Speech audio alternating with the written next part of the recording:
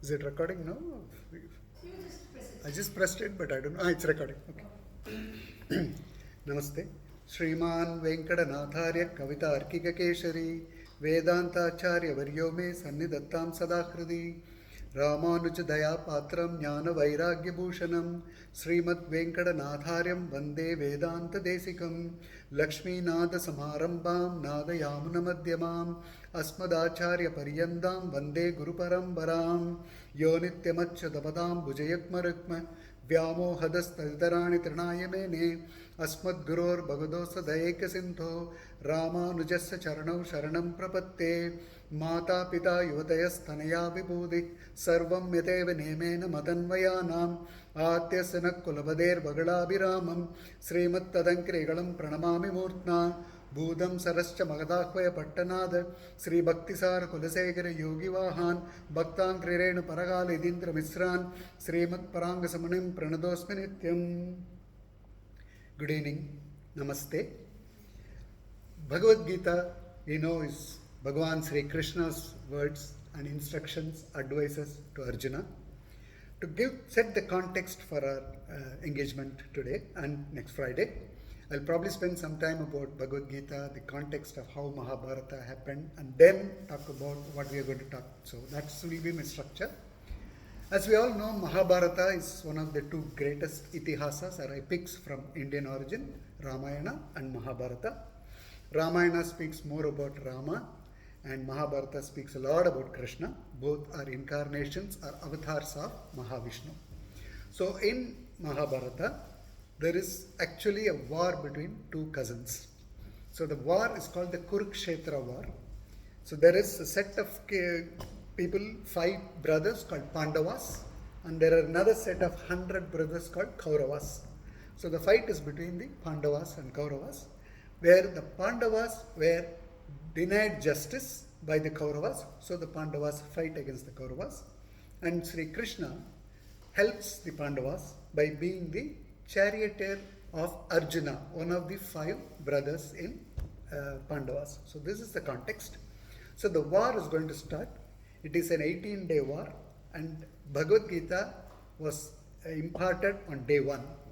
So when the war started, Arjuna asks Krishna to ride the chariot in front of in the center of, because both the soldiers of both sides are there standing. There's a big gap. One side is Pandavas, one side is Kauravas. They're facing each other. And now Arjuna says, Krishna, lead the chariot in front, and he sees everybody. And as I said, this is a fight between the cousins. That means the elders there are uncles, grandfathers, great-grandfathers, great-uncle, grand-uncle. It's all like that. Then my own brothers. So suddenly Arjuna feels a bit distraught. Arjuna, by the way, a quick context for people who may not know, is valor personified. His valor is par excellence. There is nobody who can match his valor. So he is of that stature. He's not a person who is timid or like thing. He's a person full of valor. He's also ambidextrous. He's one who can raise bow and arrow in both hands with equal strength. So that was a skill against other skills. So he suddenly sees his all relatives and generally coming up with a lot of people, and he says war means there will be death.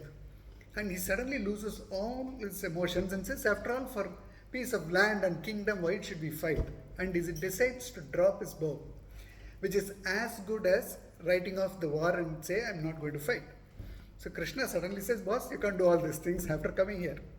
You are a Kshatriya. To give a context to our friends who don't understand, typically in Indian context, based on the work classification, there are 4 varnas as we call. We call the Brahmana, Kshatriya, Vaishya, Shudra. Brahmanas are who do godly activities, priest and priestly activities. Kshatriyas are those who govern, who protect the land. Vaisyas are the commerce people who build the economy, who contribute and grow the economy. The Shudras are one who contribute by physical labor. So that's how people were grouped. So a Kshatriya's duty is to protect, govern and protect. So he says, boss, as a Kshatriya, you can't drop your bow and arrow, you got to fight. Then he starts lamenting. So Arjuna's lament is the first chapter of Bhagavad Gita. Bhagavad Gita is Bhagavan, as we say, is Krishna. His words, Gita is song. So song of God is called Bhagavad Gita. So in this, after hearing all his lament quietly, so Krishna starts advising him based on that. But that advice is not just for Arjuna, it is for all of us. Because now if you take one step back, based on the Hindu understanding of way of life, the body is different from soul or Atma. So Atma is different, body is different. Atma is eternal, it doesn't have death. Body perishes. So the Atma takes the cycle of birth, death and rebirth, and it gets another body based on the karma that accumulate in this birth. So this is endless cycle. It keeps going on and on. So Bhagavan Krishna advises him saying, you think you are killing somebody, but remember you are only killing the body, not the Atma, because Atma is not perishable. So he goes on to give these advices and advices. So Bhagavad Gita, whole thing happens 700 slokas built around 18 chapters. So that is the size and magnitude of that. Now the question will arise, the battlefield is there, both of them are ready to fight, both the troops, and do you think it is practical for somebody to give a 700 sloka lecture at that time? We have to remember Mahabharata days, it was practiced what is called as a Dharma Yuddha. Unless the war is officially started with conch being blown by both sides, it is not considered started, nobody will even touch it. And because of that reason, and number two, we are talking about Sanskritam, the language in which Bhagavad Gita was said. We may find it tough today. Those days that was the spoken language. So it is easy for Bhagavan Krishna to use 700 slokas, probably an hour's time maximum. So that is all practical in those days. So this whole Bhagavad Gita is so intense and profound in meanings. There are very many acharyas who have done works on to explain the Bhagavad Gita to us. So this happened in Dwapara Yuga, right? So we are now probably 5,000, 10,000, 15,000 years later. So how do we understand that meaning of it? So many acharyas in contemporary last 1,000 years, last 2,000 years, people have, and even currently there are a lot of people who give meanings of, inner meanings of Bhagavad Gita. So there are very many acharyas, noted acharyas, worshipable panditas who have given their interpretation of Bhagavad Gita. That can be grouped based on the philosophy in which people follow. The broad philosophy people follow are Dvaita, Advaita, Visishtadvaita. So each has a guru. Under their guru, there are many gurus who came as per lineage. They have interpreted in their own way of understanding. The understanding that I am going to share briefly is based on Visishtadvaita, which is established by Ramanujacharya. Ramanujacharya had acharyas before, but the whole Visishtadvaita is given to Ramanujacharya's lineage. But strangely, there was an acharya called Alavandar, who is a predecessor to Ramanujacharya, who first wrote the Geetartha Sangraham. Sangraha in Sanskrit means simplified. 700 slokas, he brought it down to 32 slokas in Sanskrit. So he was the first acharya to simplify Gita for a small, short understanding. The whole idea is to, like for example, if you want to entice somebody to do something very big, you show them a small sweetener, so that you get that taste. Oh, this is so lovely. This itself is so tasty, let me taste the full thing, is what people will think. So Swami Alavandar in his benevolence, he said, okay, I will shrink it for you, so you enjoy this taste. Then go to the Mula to understand the thing. But that 32 itself is very profound. So he first started giving Geetartha Sangraham in Sanskrit. His was in Sanskrit, obviously. So that he did. Then Bhagavad Ramanuja came after Alavandar. He wrote a elaborate meaning for Alavandar's Geetartha Sangraham. He named it Gita Bhashyam. So it was very elaborate. So he wrote that. Then after Ramanujacharya, Swami Vedanta Desika came in. Vedanta Desika decided to elaborate Bhagavad Ramanuja's Gita Bhashyam. So he gave Geetartha Sangrah Raksha. He gave in Sanskrit, which was a kind of a protector for all the meaning. Protecting here is protecting the right meanings, what Alavandar is trying to expose. That was done. That was again in Sanskrit. Then for the Gita Bhashyam of Ramanujacharya, Swami Desikan wrote an elaborate commentary. He called it Tatparya Chandrika. So he named it Tatparya Chandrikai. Basically, Tatparya means inner meanings of what Bhagavad Ramanuja is trying to say about Gita. So on that he wrote Chandrikai, which Chandrikai is a common understanding is something like a moon which cools us down.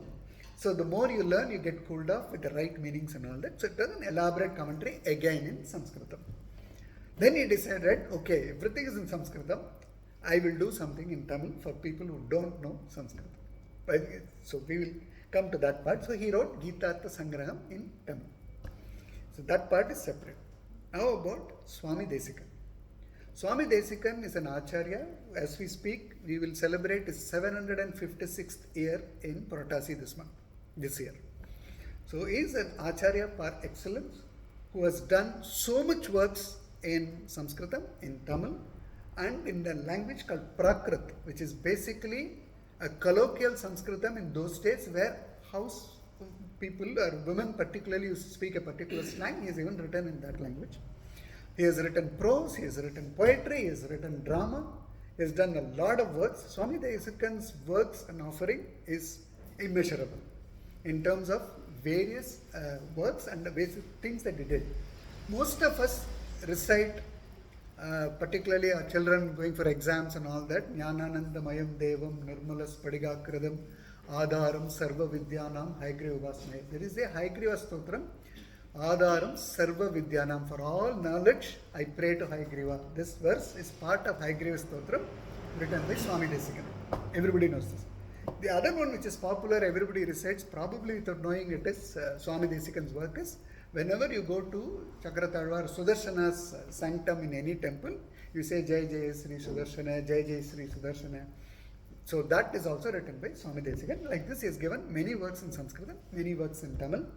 He has in fact given a condensed version of Divya Prabandham, which has got 4,000 hymns in Tamil, in Prabandha Saram, as we call it Geetartha Sangraham. He has also done Prabandha Saram. So now, specific to Geetartha Sangraham, we are here to discuss and enjoy about it. So in Geetartha Sangraham, what Swami Desikan has done is given 21 pasarams in Tamil. The first pasaram is an introduction to Bhagavad Gita in full. Then from second pasaram, he has started with a summary of each chapter. So there are 18 chapters in Bhagavad Gita. So starting from 2 to 19, each of those 4 lines are a summary of each of the chapters in Bhagavad Gita. That is how it's done, and that covers 19. 20 and 21 are basically what 20's pasaram number 20 is what are the benefits of reciting this. Last pasaram 21 is his worship or reverence to Alavandar and Purvacharyas who has done elaborate work on Gita. So that is how it's constructed. So it is important to appreciate Swami Desikan before we step into Geetartha Sangraham. More importantly, it is important to appreciate Bhagavad Gita itself and then Swami Desikan and do. So Bhagavad Gita has got 18 chapters, I said. It's grouped into 6, 6 and 6.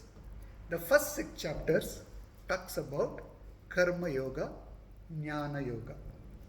The second 6 chapters talks about Bhakti Yoga. The last 6 chapters talks about all these 3 in terms of implementation, in terms of benefits in practicing this. So what is Karma Yoga? The word karma is intertwined. The normal usage of karma is whatever actions we do, the result of it will attach to us. So if you do a good deed, punya karma will come. If you do a bad deed, papa karma, sin will come. So that is what we use karma as a theory. But here Karma Yoga means actions. All our actions is called karma. Daily going to temple, helping poor people, feeding a needy person. All this is karma. We are expected to do without expecting anything in return. That's the underlying fact. So a karma yogi, a yogi who is performing his karma yoga, should do everything thinking of God. Doing this, he has given me this opportunity, I keep doing good things. It's not because I want fame, I want somebody to clap, I want 100 likes in Facebook. I don't do all that. I do it only for pleasing Bhagavan Sri Krishna. That is Karma Yoga. Jnana Yoga is learning the scriptures from elders, from knowledgeable people and all that. Increasing the knowledge about Bhagavan Sri Krishna again. And that is what is called Jnana Yoga. Then Bhakti Yoga is the devotion to Sri Krishna. That is what we are talking about, Bhakti Yoga. It is quite natural to all of us saying, I don't need to do Karma Yoga and Jnana Yoga. I know 2 slokas, I can go fold my hands and keep reciting. Bhaktis will come. That is not what Krishna wants us to do. Because one, it is not practical, it is not complete, and it is not sustainable. Unless I do something, for example, let's take, we are all in a corporate world. I can't become the CEO on day one. I have to grow. That means I have to deliver something in a particular role, learn, prove that I am better than others, move to the next level, then become CEO. Just because I am somebody's son who's owning the company, I may become CEO, but I may not deliver, because that is directly going to Bhakti Yoga. I need to do Karma Yoga. I need to do things as much I have to do. My daily morning, there are some rituals practiced in Sanatana Dharma, right? You wake up, you do that Rangoli or Kolam in front of your house, you light up lamps, you definitely shower every morning, then pray, then you start, then Ekadasi, you fast, then you give alms to people, everything you do, all this has to be done on a continuous basis. This is what is Karma Yoga. Without doing this, I will only do prayer, I will not do Karma Yoga, it doesn't work. And then comes Jnana Yoga. I have to learn. 1, I learn by doing.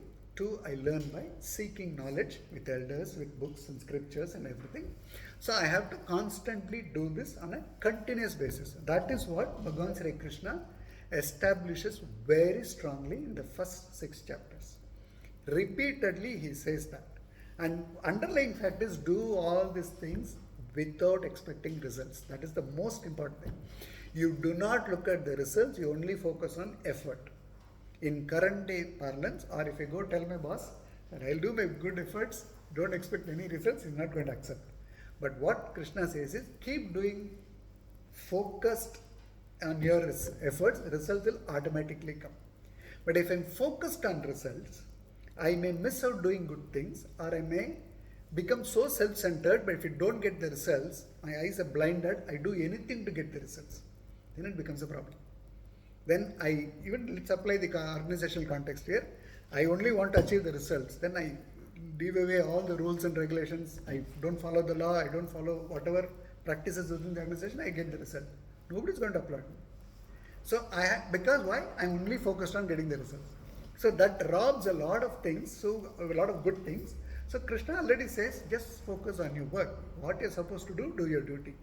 Do your duty with full focus, without expecting the result, with full devotion and submission to me. He says, I'll take care of it. If you're able to practice, this is what he establishes in first 6 chapters. Do your duty, keep learning what you're supposed to learn without expecting results. So that is what in the first 6 chapters he says. Then the Bhakti Yoga. What is Bhakti?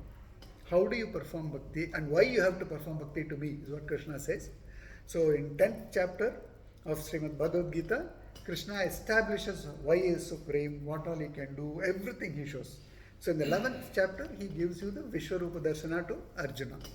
That means where he shows everything to Arjuna and says, this is why I am. And Arjuna is so frightened, he says, come back to me normally.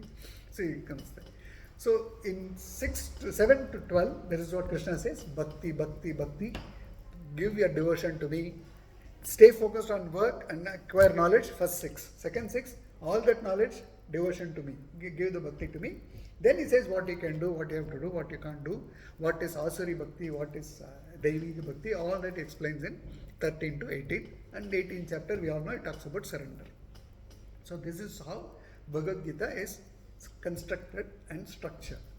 So this Karma Yoga, this Bhakti Yoga, and Jnana Yoga, Bhakti Yoga, we need to keep practicing. And this is just one tip of the iceberg of what is Bhagavad Gita offering us. There's so much to do. So to get the taste of this, or to go deep into this, we rely on Acharya's explanation, which is always, but that is still Jnana Yoga. Karma Yoga is for us to read ourselves. So how do we get to read this? For which we need to learn Sanskritam. Keep learning and learning. That's one definite way, because you are learning the Moolam directly. The other way is, Swami Desikan gives that, what do you call, the advantage of tingling your taste buds using the Geetartha Sangraham, and says, I am going to give you this, entice you with this learn this, understand this, go to the Mula.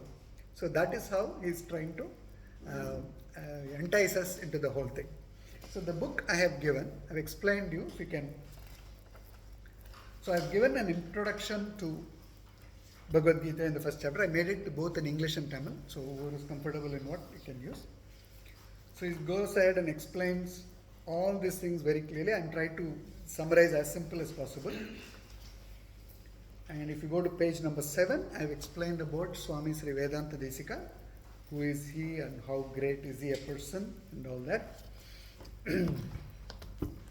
So he has given Stotra Gantams. Stotrams are basically the slokams with particular pattern for worship. Then he has given Kavyas, which is basically epics, if you have to use a simpler term. He has given drama, Nataka Grantams. Then he has given the intense meanings of Vedanta, the essence of Vedas. And he has given commentaries, which is Vyakhyana Grantams. So that is how it is done. Then it's given, of course, 3 more. Anushtana Grantams, what you and I can practice on a daily basis. Then is given Rahasya Grantams, things which only a learned Acharya can impart. He has given as Grantams. Then he's given, of course, in Tamil, a lot of Prabandhams. He's not just given in Sanskritam, he's also done a lot of work on Tamil. In fact, some of his Tamil works are just mind-blowing. When you just recite it, you will melt. That's how it is actually. So he's used all this to deliver. That is Swami Desikan. So why we are talking about Swami Desikan? It's because of Geetartha Sangraham that we are going to discuss, of his work in Tamil. The purpose of choosing this Geetartha Sangraham in Tamil is, first is, I was surprised personally that it is not very popular even in Tamil knowing people that Swami Desikan has given something in Sanskrit. A lot of my friends casually mentioned, oh, Gita I can read in Tamil. I didn't know. I thought I was always have to read in Sanskritam. I never went near it. So that was an eye-opener for me when we casually discussed this. Then me and my wife, we decided that we'll start doing this small knowledge sharing session so that we talk about Geetartha Sangraham. So those who can read and learn Tamil, it's very easy for them to recite it and then get the ruchi of it, go and learn from Pandits more in detail about it. There are some, I won't call it rules, but there are some practices to recite certain, all these Tamil Prabandhams. So normally there is something called Taniyan which starts. Taniyan is basically a respectful verse written by an Acharya after the Acharya who's written this. So Vedanta Desika has written Geetartha Sangraha. His Sishya or somebody would have written a 4-liner or a 2-liner sometimes in respect of this Acharya. That is called Taniyan. It will be standing out from the work of the Acharya, that is called Taniyan. And written not by the Acharya but somebody else. So you recite the Taniyan and then go to the sloka. That is how it is done. And there are certain slokas will be marked with a star on the left. I don't think that is, it is there. It has got some image, not a star. A 2-star thing you will find in page 17, the 3rd line on the left. So those are recited twice. So that is the rule that we follow, or a practice that has been in place. So, so we will start with the recitation if all of you are comfortable. Is that fine? Everybody? So whoever is familiar with Tamil can keep the Tamil page which is in 25. Whoever is in English can keep 17. So the first one is, first 4 lines is basically the Taniyan for any Swami Desikan sloka. It is not specific to Geetartha Sangraha. Anytime you want to recite any Tamil Prabandham of Swami Desikan, you recite these first 4 lines. So can I start? So what I will do is, I will recite and stop, then you recite, then I recite and stop, you recite. So that's how we can do. Sirondru Thupul Thiruvengadamudaiyan Parondra Sonna Pazhamozhiyul Orondru Thane Amayado Tharaniyil Valvarku Vanera Pomalavum Valvu.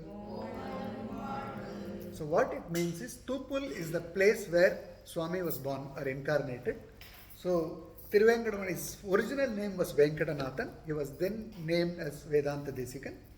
So he was supposed to be the incarnation of the divine bell of Tirupati Venkadachalamudi. That is why it's called Venkadanathan. The bell of Venkada, that's why he's named like that. Venkadanathan is the incarnation of divine bell of Tirupati Balaji. So he was born in a place called Thupul.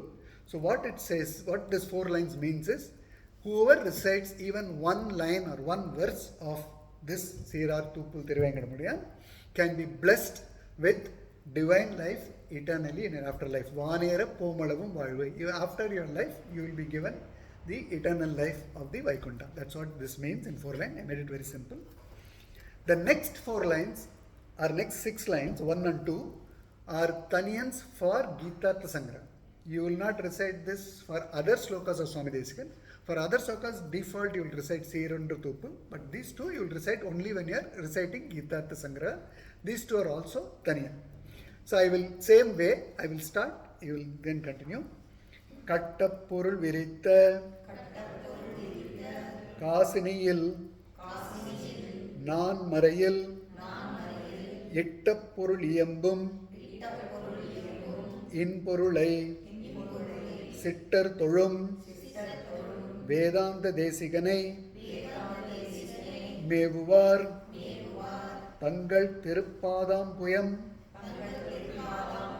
Adiyen Patra. What this means is, the Acharya has come after Swami Desikan has written this.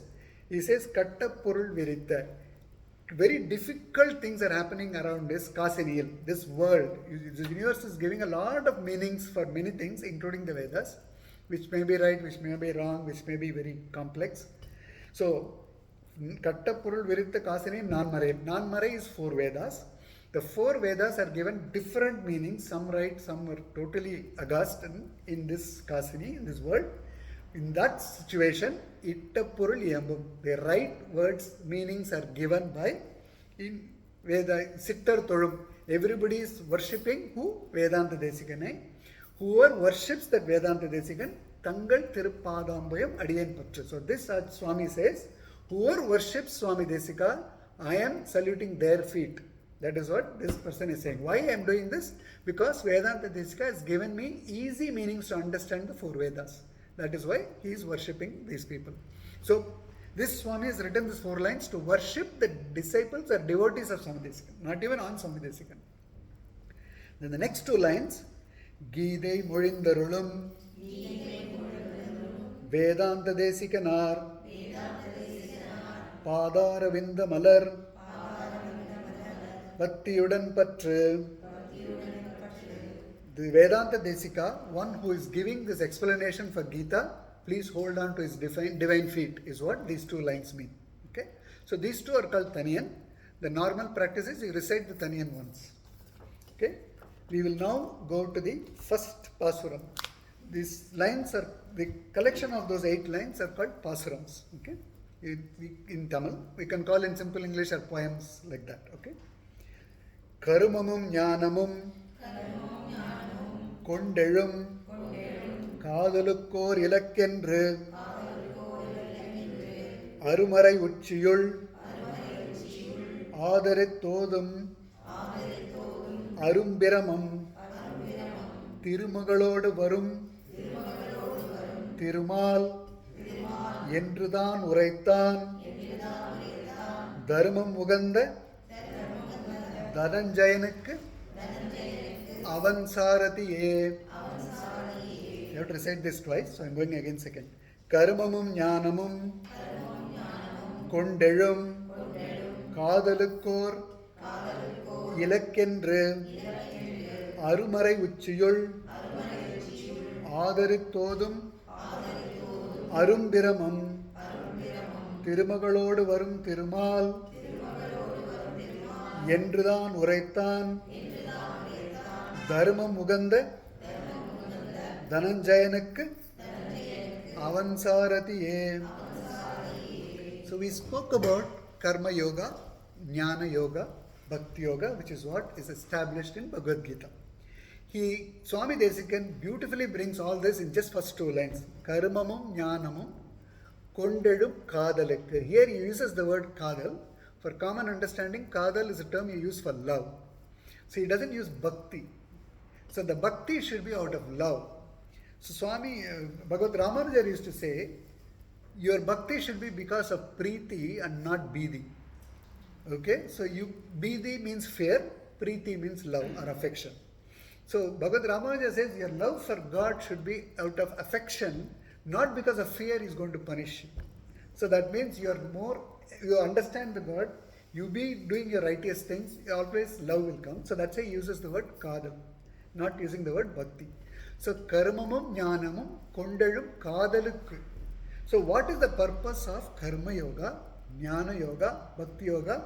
Or ilakkendru. The focus for it is arumarai uchiyul. Arumarai. Marai means Vedam. It's another word for Vedas. Why it is called Marai? Because a lot of meanings, underlying meanings, deeper meanings are hidden in the Vedas. You can't understand by one reading or one listening. And it is always told in a particular format to a particular set of people in a particular time. It has got a lot of rules for learning, for reciting, of course for going deeper into it. Let's say, because it's a lot of things hidden, intertwined, it's called Marai. And you can't, it can't be thrown open to everybody and given like peanuts, right? So you have to respect it. Also you have to carefully, that's why it's also called Marai. Protect it and give it. So it's always the term used Marai for Vedas. Arumarai, very divine. That's why not just Marai, it's Arumarai. So Adarithodum Arumarai Uchyul. What is the epitome of Vedas? Vedanta. Vedanta gives the essence of all the four Vedas. So Arumarai Uchi is Vedanta. So Swami says, Karmamum Jnanamum Kondelum Kadalukku Or Ilakkendru Arumarai Uchiyul Adarithodum Arum Piramam. Again he uses Arum. So the Vedanta eulogizes, celebrates, worships who? Adarithodum Arum Piramam. So it says Adarithu Odum Arum Piramam. That's what he says. Who is that? Tirumagalodu Varum Tirumal. Lakshmi Mahavishnu. It's establishing it very clearly. It's not Mahavishnu alone. That is the core essence of Visishtadvaita Tattva, that Lakshmi and Vishnu are inseparable. They are always together. Sriman Narayana, Mahavishnu, Mahalakshmi, Lakshmi Narsimha, Lakshmi Narayana, Lakshmi Agra, it's always together. So Tirumagalodu Varum Tirumal. I'll take a small deviation to Ramayana here, where this is again established in Ramayana that you can never separate them. What did Surpanaga try to do? Separate Rama from Sita. She perished. What did Ravana do? He separated Sita from Rama. He perished. What did Anjaneya do? He brought them together. He worked to bring them together. We are worshipping him. So you always look at them together. You never ever separate them. So that's why he also mentioning that Tirumagalodu Varum Tirumal. So he establishes that four Vedas are there. The essence of Vedas is Vedanta. What is told in Vedanta is Vedanta celebrates the ultimate. Who is the ultimate? Tirumagalodu Varum Tirumal. So he establishes saying in Bhagavad Gita, Sri Krishna says in Endru Tan Uraitan. That is where the underlying factor is the key word is Tan Uraitan. But Krishna says, right? So Tirumagalodu Varum Tirumal, yaar solra? Tirumal is solra. So Krishna only is saying Dharma Muganda. So the one who is asking, who is seeking dharmic knowledge, who is seeking? Dhananjaya. Arjuna has got many names. Partha is one name. Dhananjayan is one name. There are many names are there. So Dharma Muganda Dhananjayanaka, who said this? Avan Sarathiye, the charioteer. Sarathi means charioteer. So the one who is driving his chariot, who is Krishna himself, who says Karamamum Jnanamum Kondalum Kadalukku Adarithodum Arumbiramum Tirumagalodu Varum Tirumal Endru Tan Uraitan Dharma Muganda Dhananjayanaka Avan Sarathiye. So he establishes the entire Bhagavad Gita in just one sloka. That's the first sloka itself. So as such, this is 21 pasrams, out of which 18 chapters is made in 18. On top of it, the first itself, he explains the whole Bhagavad Gita in simple Tamil. So this is how he creates or tingles our taste buds to learn the Bhagavad Gita, saying what is up. So then our automatic question will be, what is karma, what is jnana, what is kadal, why it is using kadal, why not bhakti. So as he asks these questions, obviously we'll learn more and more and go. Any questions so far?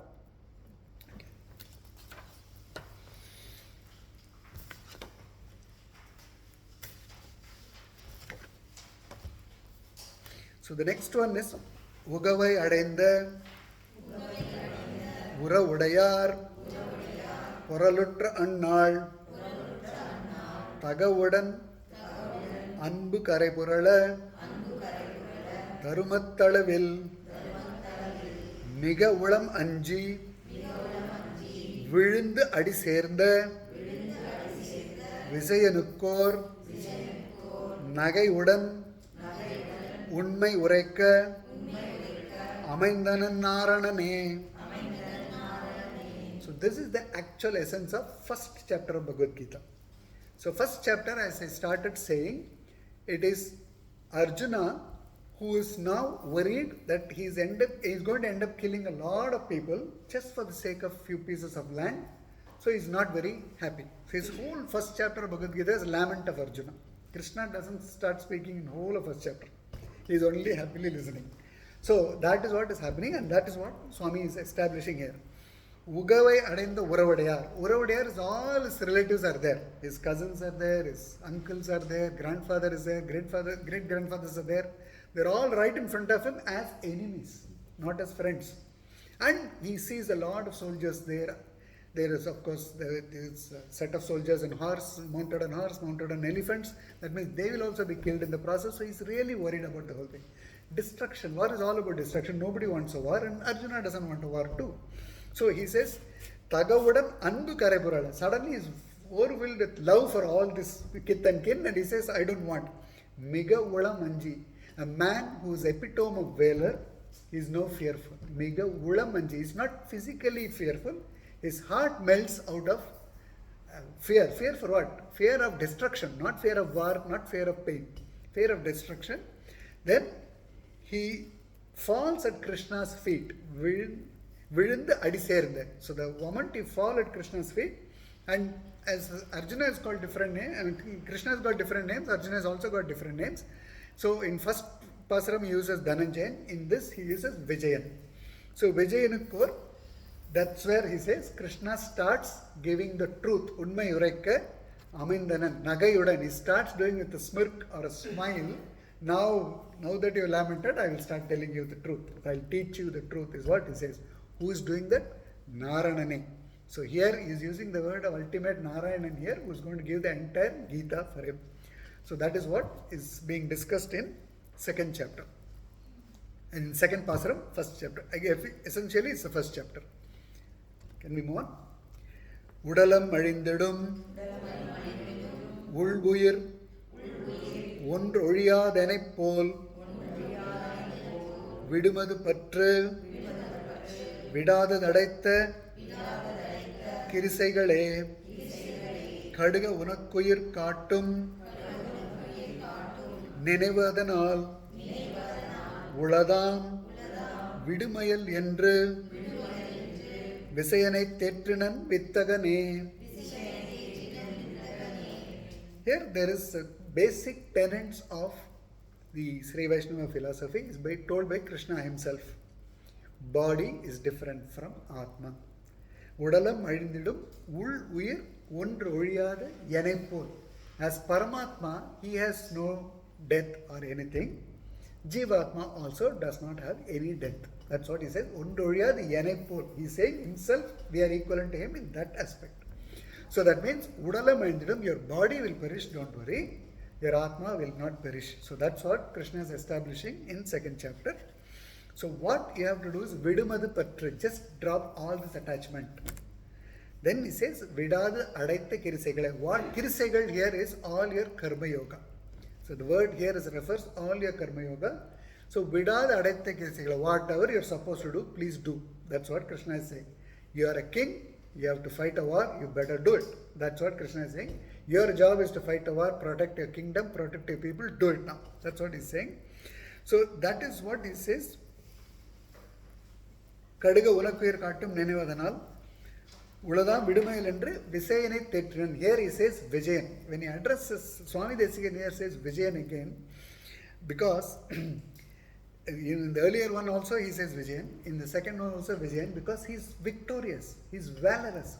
But here is totally the opposite, he doesn't want to fight. So Swami is also taking the role of Krishna here to remind him, Arjuna, that you are a victorious, valorous person. Why do you even pretend like this, that you are afraid of fighting a war and all that? So Vittagane. Here, earlier Pasaram, Swami uses Narayanane. Here he uses Vittagan. Vittagan is called, loosely we can say, a magician or a skillful playmaster or something.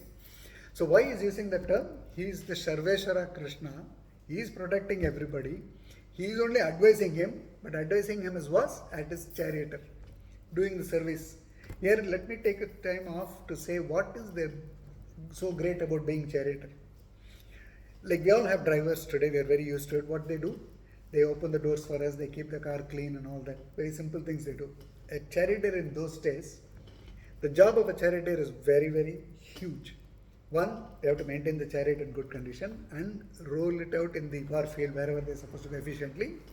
They have to maintain the horses. They have to feed the horses. They have to clean the refuse of the horses. Krishna did all these things. Just because Draupadi said the other day, save me. So for all this, he is doing all this. Verse is the best. The chariot will be so tall, not like what we see in movies. Those days, people used to be very tall and the chariot used to be taller. The steps will be so much. The charioteer's job is to go and sit in front of the charioteer. The first step Arjuna keeps is only on Krishna and then gets into the chariot. Bhagavan Sri Krishna bends himself where Arjuna can keep his leg on his shoulders, get into the chariot. Then as he rides the chariot, Arjuna is, as I said, the most skillful warrior you can ever think of established. And he has no time to tell Krishna to go right, left. So he uses his leg to tap Krishna on the left, then Krishna will go on the left. He taps him on the right, Krishna will go on the right. Bhagavan Sri Krishna all did this. That's why they said Vittagani. He is Sarveshwara, he controls the entire universe and he is succumbing himself to all these things just to prove a concept and say why yes. The management today talks about servant leadership. There cannot be a better example than Krishna to do a servant leadership. So if you go write an essay, we can take Krishna's exact work only during his Pandavaduta to being the charioteer for Arjuna during the 18 days of war. You can write enough books on servant leadership only with Krishna as an example. So that's why they use, Swami is using the word Vittagan here. So we'll move on to the fourth. Sangam Tavirndu Sagam Sadir Petra Dhananjayane Pongum Gunangal Punarpanaithum Pugavittavatrul Nangan Uraitha Kirisayalam Yanavum Navindrar Yengum Arivargale Yendru Nathan Yembinane Sangam Tavirndu. Again, is coming back to the same thing. Avoid unwanted things. Sagam Sadar Petra Dhananjaya. Do the right things. Again, he addresses him as Dhananjaya this time. Dhananjaya is one again to bring back his valor and his whole archery, his skills in archery. That's why he's called Dhananjayan. Pungum Gunangal. So all your right gunas, which is basically again coming back to doing the right karmas, attaining the right jnana. As I said, first 6 chapters will only be about karma yoga and jnana yoga. Doing your duty, learning the right things. Doing your duty, learning the right things. So he'll again keep establishing, re-establishing only this in the first 6 chapters. So Pungum Gunangal, he says, do all these things. Pugavit Avatrul, Nangan Uraitha Kirisayalam. So Kirisay again means Karma Yoga. As I mentioned, in fact, many pasarams, the word Kirisay will keep coming because the establishing of doing the righteous things or doing the role you're supposed to do is always established. If I am a sweeper, I need to sweep this place clean. That's it. I can't think, I may be a big guy yesterday or I'm born to a rich fellow because of whatever reasons I'm poor, I may be ending up as a sweeper, or I'm just sweeping as a hobby. It doesn't matter. You're sweeping, you sweep well. You are a king, you're fighting, you fight well. So it's always that Kirisai is about doing your duty with full focus and full attention. And do not deviate from the path of your duty. And again, underlying fact is, do not expect the results when you do your duty. You don't look at the fruits. That actually establishes in the 2nd chapter itself. In fact, if you want, whenever you look at time and it says 2:47, remember this. Karmanye Vadikara is 2nd chapter, 47th sloka. which says, do your duty, don't expect the results. Leave the results to me. That's what Krishna says. So, Nangan Nuritta Kirselam, Enamum Navindrar, Yengum Marivargale. Everybody will understand this as long as you do your duty. Endru Nathan Yembirane. Nathan is one who controls, or one is the boss of everybody. Here again, Swami Desikan uses the word Nathan to refer Sri Krishna here. So that is what is established again in 3rd chapter. Here it is 4th sloka. As I said, the first chapter is introduction, 2nd chapter is first sloka. Like that that's how we are going. We'll now recite the 5th one. Piravamai Tandida Tane Pirakkum Perumaigalum Turava Kirisegal Tumadi Tannal Tulangugayum Irava Uyir Nannile Kandidum Ulagin Nilayum Maraivalu Mayavan Neyanukku Andru Arivittanane. Okay. The very important fact to understand the Visishtadvaita philosophy again is the overall Sanatana Dharma, the basic underlying is body is different from Atma. There are primarily 3 tattvas or tattvatrayam. Ishvara, Chit, Achit tattvam. Ishvara is God, the Supreme. Here we talk about Krishna or Sriman Narayana. Chit is one that has knowledge. I have knowledge that my name is Anand. I'm here in Hindu Center. I'm talking to all of you. You know that your name, you're here in Hindu Center. You're here listening about Swami Desikan's work. So all of us have knowledge. Achit is one that does not have knowledge. This is a table, is a knowledge we know. Table does not know this is a table. It is an Achit. This microphone does not know this is a mic, but you and I know this is a mic. So we are Chit, this is Achit. So the Chit and Achit are Jivatma. Then you have the Paramatma or the Ishvara Tattva. So the Chit and Achit is basically takes the body based on karma. It has got the Jivatma inside. So everything takes a cycle of body based on birth, death and rebirth. And the rebirth will happen based on the karma. So it's like us changing the shirts. Today I wear this shirt, tomorrow I wear another shirt. So next birth I will have a different body. So this cycle is endless. So how do you end it? There is Bhakti Yoga, there is Prapatti Yoga. That is what Visishtadvaita establishes, Ramanujacharya established. What is Bhakti Yoga? Complete, total devotion to Sriman Narayana, to Krishna, Narasimha.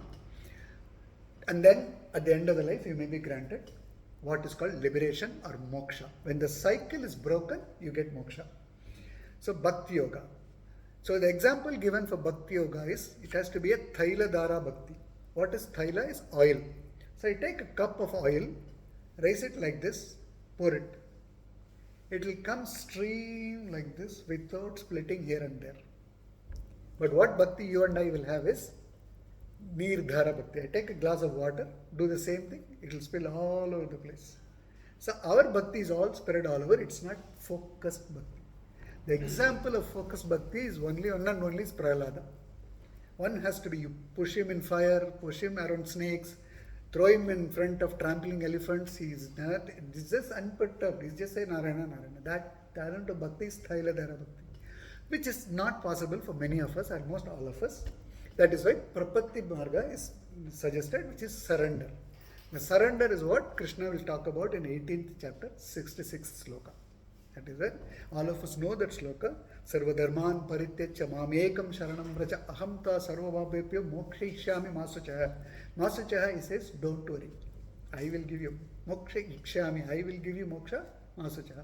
When you surrender, mamekam sharanam vraja. He is very, very clear. Mamekam. That is his word. Keyword is ekam. Surrender unto me, only me. I will take care of you. So that he tells in the end. So we are talking of this Piravamai. That is why the first word Piravamai is given. So you don't want to be born again. How do you want to be born? Not born again is only by surrender. Bhakti Yoga, Prapatti Yoga. So you do Prapatti Yoga. So he is here to give you that liberation. That's why Piravamai Tandida. To give you that blessing of breaking the cycle of birth, death and rebirth by surrender. He is Tane Pirakkum. So he takes a lot of Piravis. That's the best part. Okay, we are in 4th chapter, right? So what is his birth? he's taken avatars, Rama, Krishna, Narasimha, he takes much avatar, Kurma avatar, Varaha avatar. Those are Dashavatar we know, he takes innumerous other avatars also. There are many avatars he takes.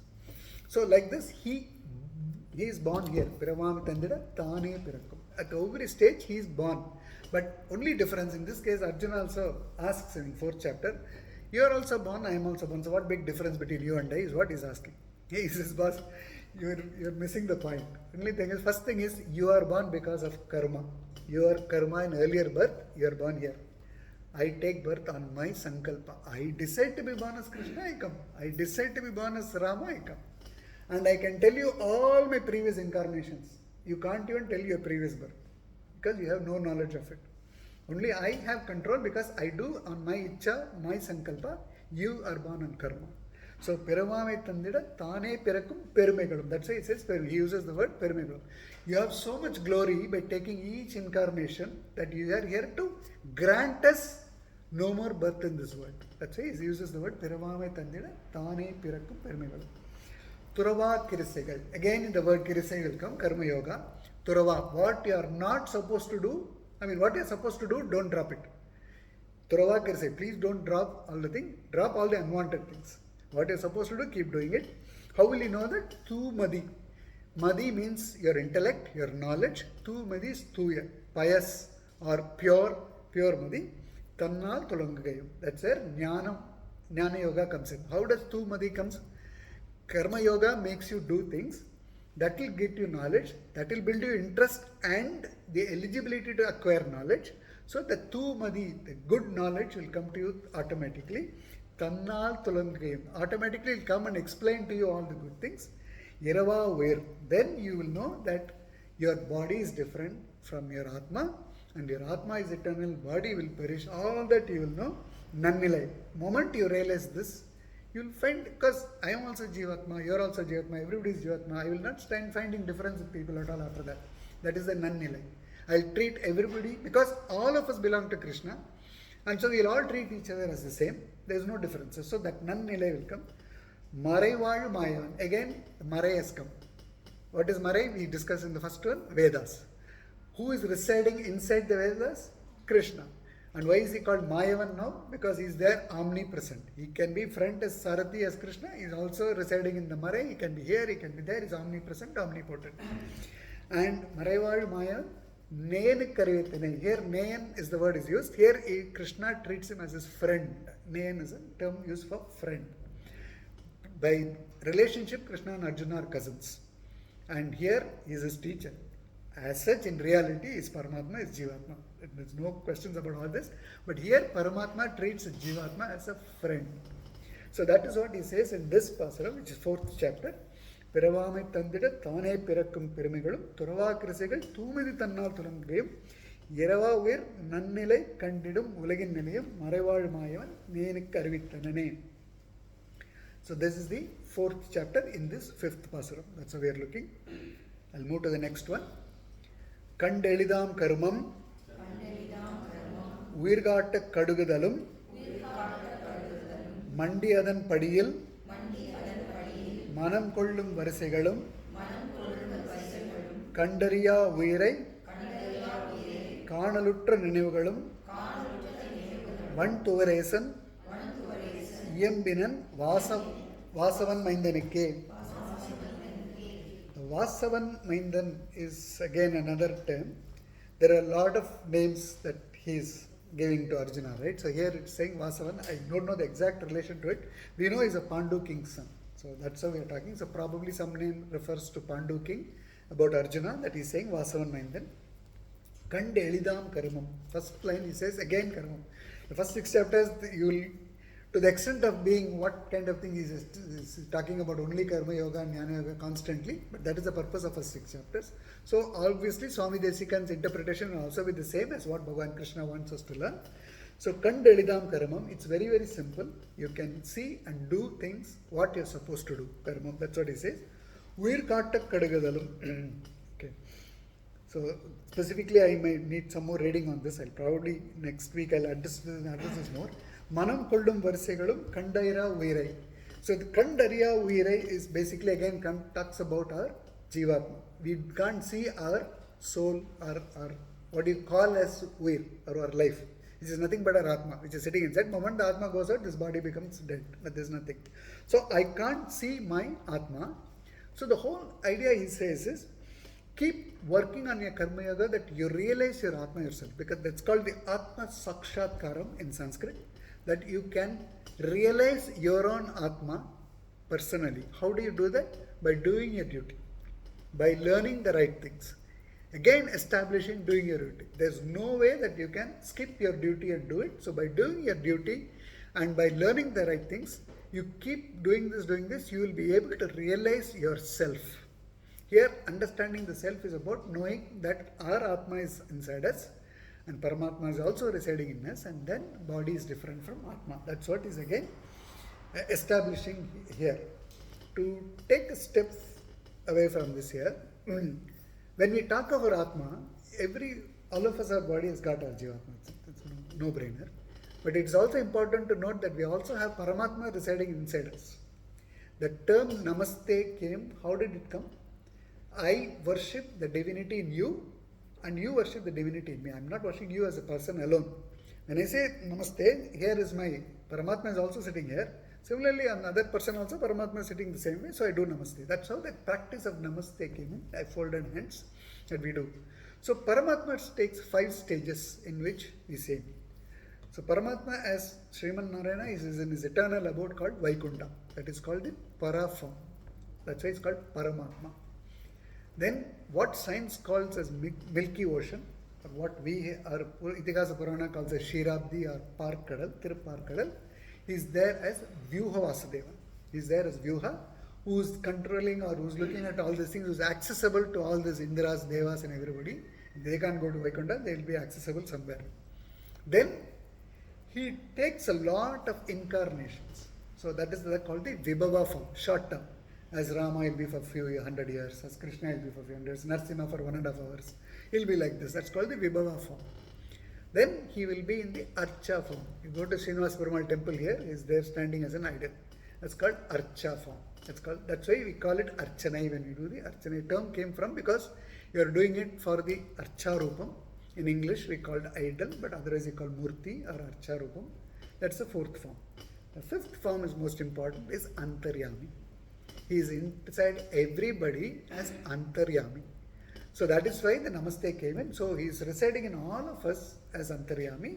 So that is what he is saying. As you do your duty, as you learn the right things, you will be able to realize your Atma, and you also know that Paramatma is residing in you. So the Atma Sakshatkaram will come. That will make us a better person as we go along. So that is what he is establishing in chapter 5 in the whole thing. So can we recite from 1 to 5 again? 1 to 6, right? Yeah, 1 to 6. So that we get a hang of how to recite this. Karmamum Jnanamum Kondezhum Kadalukor Ilakkendru Arumare Uchiyul Aadarithodum Arumbiramam Tirumagalodu Varum Tirumal Endrudan Uraithan Dharmam Muganda Dhananjayanakku Avansaradiye. We recite this again because this is always twice. Karmamum Jnanamum Kondezhum Kadalukor Ilakkendru Arumare Uchiyul Aadarithodu Arumbiramam Tirumagalodu Varum Tirumal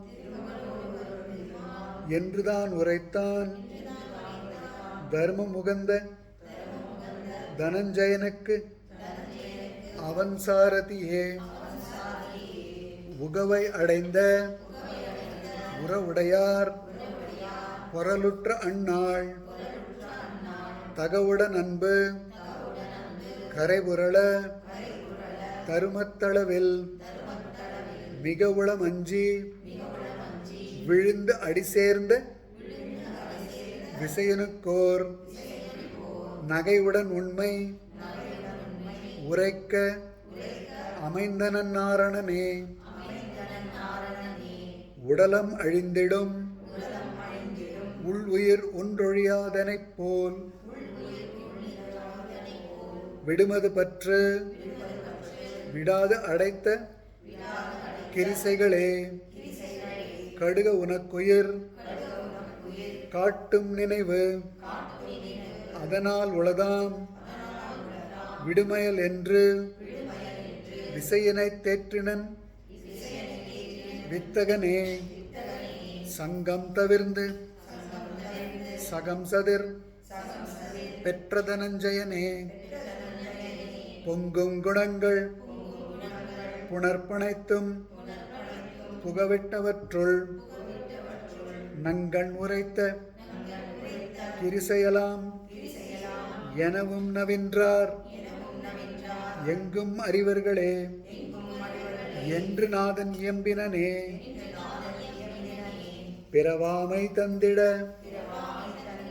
தானே பிறக்கும் பெருமைகளும் துறவா கிரிசைகள் தூமதி தன்னால் துலங்குகையும் இரவா உயிர் நன்னிலை கண்டிடும் உலகின் நிலையும் மறைவாழுமாயவன் நேயனுக்கு அன்று அறிவித்தனனே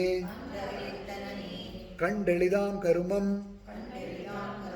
உயிர்காட்டக் கடுகுதலும்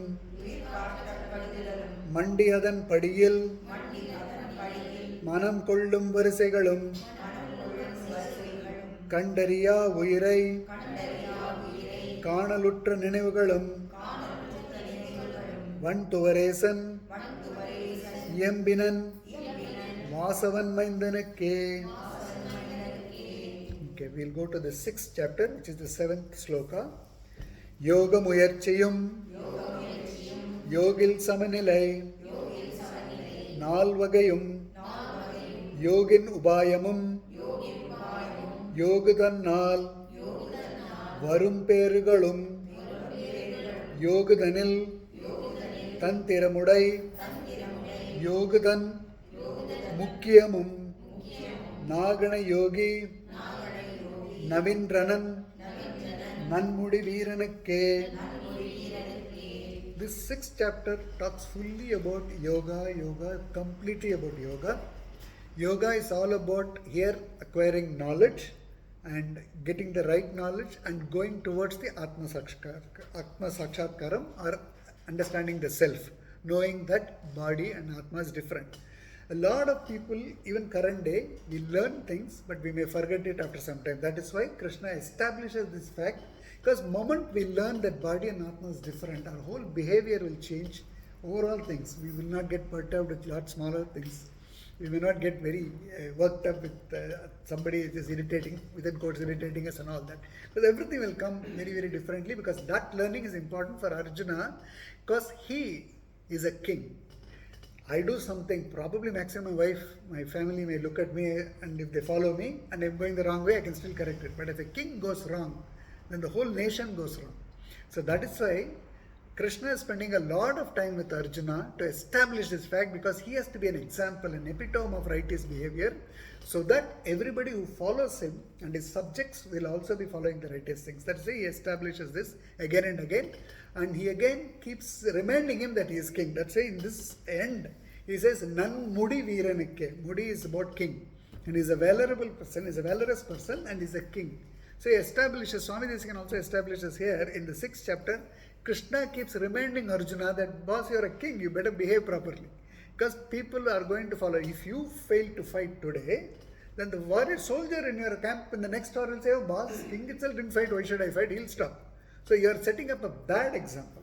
So you can't be a bad example, you have to do your duty, only then you can demand duty from your people. So that is what is keeping, establishing again and again. So yoga muyarchiyum, yogil samanilayam. So always keep looking for performing the yoga. Here yoga is understanding the self, learning the good things. So yoga muyarchiyam, yogil samanilayam. Always keep a balanced approach in learning things. Nalvagayam, this is very important. There are 4 kinds of people who go to Krishna. What they call as the Arti, Artharti, Jigyasa and Jnani. There are 4 different kind of people. Arti is one who always goes and seeks material wealth. I am a very poor guy. I go to temple and see Krishna, give me wealth. I have my wife to feed, I have my children to feed, educate and grow, etc. etc. I ask for wealth. Artharthi is one who was wealthy, who has lost it, and asks again to regain his wealth. So he is still material, he will be doing that. So these, and the Jignasa is one who wants to enjoy the Atma.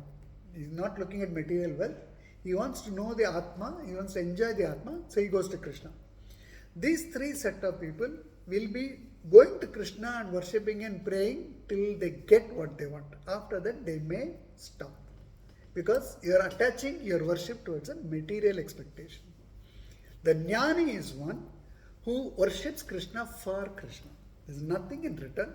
I know he is Paramatma, I know he is Supreme, and I know I as Jivatma is a subject for him to Paramatma, I worship. That's all I do as Jnani. So the one Jnani, he says, Nalvage Yogin Upayamu. So he says, 4 people will come, they will pray. But the one who is Jnani, I am more dear to him. I like him more, he is dearest to me. That's what Krishna is establishing. And you have to attain that. When do you attain that? When you start doing things without attaching the results or fruit to your action. So do not expect everything. So I donate $10 today, I expect somebody to say thank you or somebody to post on Facebook with my photo. No, those things are not done. So you keep donating because you believe in that cause, you believe that it's your duty to help somebody, you do it. I want to help somebody on the street, I help somebody. I want to work for my family, you work for your family. You don't go demand saying, I worked all 25 years for the family, what do I get in return? You've dropped all your 25 years in that one statement, over. So you keep doing your duty, the result will automatically come as long as you do things righteously. That's why you keep saying that. Yogatannal varum perigalum, that's what he says. So you'll get all the results. The one who is asking for material results, he'll get material results. One who wants to enjoy the Atma, he'll get. The Jnani is but dear to me. I will take care of everybody, but who is dear to me is one who is Jnani, who is not seeking anything in return. That's what Krishna is establishing in this 6th chapter again and again. That's why it's called the Yoga. The whole Adhyayam itself is called some Yoga Adhyayam. Every Adhyayam has got, every chapter has got a name. So it's called some Yoga. Yes, yeah. So Nagani Noki Navindranan Nanmudi Viranike again is establishing was you are the king, you are a Nanmudi, you are the righteous king, and you are a valorous person. So you behave properly so that you set a right example for your people to follow. Only then you can demand the righteous efforts from your people. So that's what he keeps establishing in all these things. So we have completed the first set of 6 chapters which talked about Karma Yoga and Jnana Yoga. We saw the introduction to Swami Desikan. We saw the introduction to Bhagavad Gita and how great acharyas like Swami Alavandar, Bhagavad Ramanuja have established with their words and commentaries based on Bhagavad Gita. Bhagavad Gita itself is so in-depth, so profound and so deep that got a lot of meanings. As we said, the chapters are grouped. First 6 chapters will talk about Karma Yoga, Jnana Yoga. 7 to 12 will talk about completely Bhakti Yoga, and 13 to 18 will talk about everything together and the implementation and the Phalan. Basically the Phalan that he's talking about is surrender. And the last sloka will, all of us when we recite Vishnu Sahasranama or listen to Vishnu Sahasranama, you will get the last sloka, we'll come to it in the next chapter, where it talks about what you will get in the overall Bhagavad Gita. So that Yatra Yogeshwara Krishna Tatra Partho Dhanurdhara Tatra Sri Vijaya Bhumir Dhruva Nidir Madir Mamaha is what Sanjaya says. Krishna doesn't say, Arjuna doesn't say. It is a Sanjaya's statement which comes in the end. So very interesting aspect is Bhagavad Gita is a conversation between Bhagavan Krishna and Arjuna. There's also a small parallel conversation that is happening between Dhritarashtra and Sanjaya. So it's 4 people talking. So you will get a lot of things. So when you say Sanjaya Uvacha, when you say Uvacha, Sanjaya is saying this. So that's how it comes. So Bhagavan Uvacha means Krishna is saying, Arjuna Uvacha means Arjuna is saying. So finally in the last sloka, 18th chapter, 73rd sloka, he says, Yatra Yogeshwara Krishna, wherever Krishna is there, Yatra Yogeshwara Krishna, Tatra Partho Dhanurdhara. In the first chapter, Dhanur means his bow, he's dropped his bow. So there Dhanurdhara, he is with his bow ready to perform his duty. Tatra Sir, wherever Krishna is there with Arjuna ready to do his duty, Tatra Sri is there. Wealth, Sri is Mahalakshmi. The entire wealth, Aishwarya is there. Vijayam is there. Victory is there. Yashas is there. All your fame, everything is there, is what Sanjaya says.